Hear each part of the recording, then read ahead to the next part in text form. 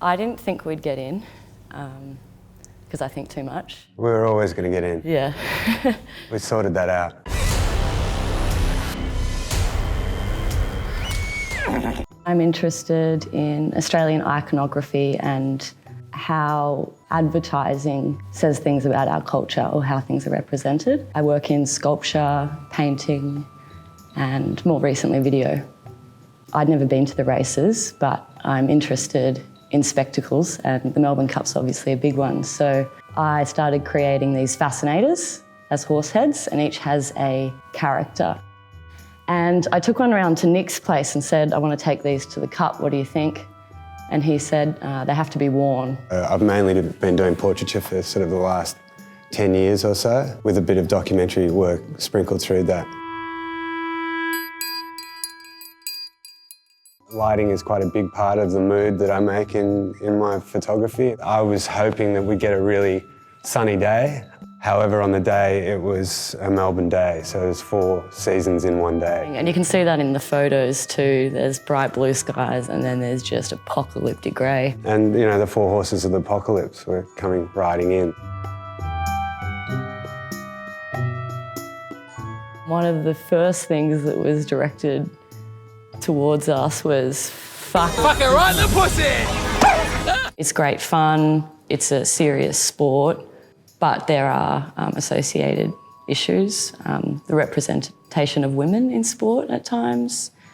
Animal rights is a big one for a lot of people, and also alcohol and gambling advertising. Because the Melbourne Cup is such a glossy event when you look at it on the media and you look at all these ads that we see around, and then you see the actual reality on the day.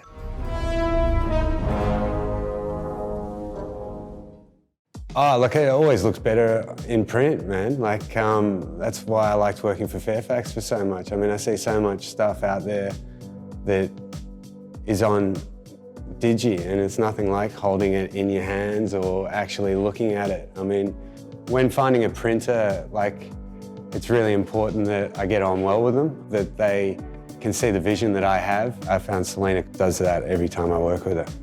I like Nic's style.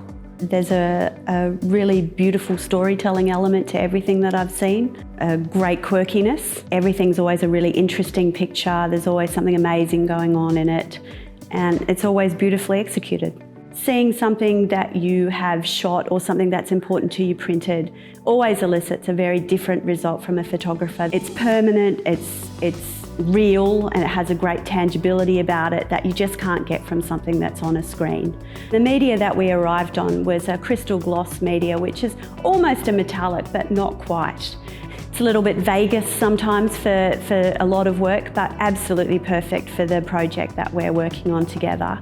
And at size, it's going to be 3D and impressive and absolutely, you know, knock everyone's socks off. I wouldn't normally print on semi-metallic paper for documentary work, but I think it kind of lends itself to this project and Megan's aesthetics. I like it when someone comes and asks me to print something I've never printed before on a media I've never printed before, and we sit together and we work out what the best way is to do it, and then we execute it, looking at that finished job that both of us have sat there and said, I'm not quite sure how we're going to pull this off, and seeing an amazing job at the end of it, I find that very satisfying.